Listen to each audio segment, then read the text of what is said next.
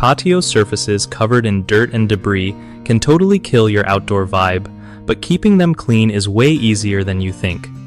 So, first off, grab a broom and sweep that patio regularly to stop dirt from building up and making everything look gross.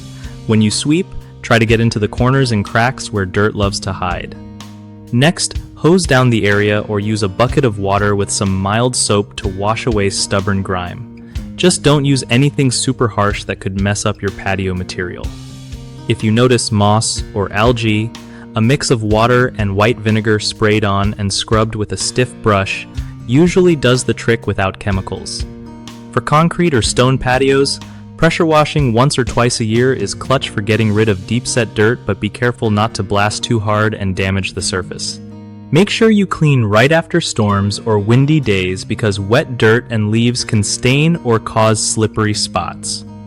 Also, don't forget to move furniture around when cleaning so no spots get missed. Finally, sealing your patio surface once every couple of years helps protect it from dirt and weather damage, making future cleanups way simpler.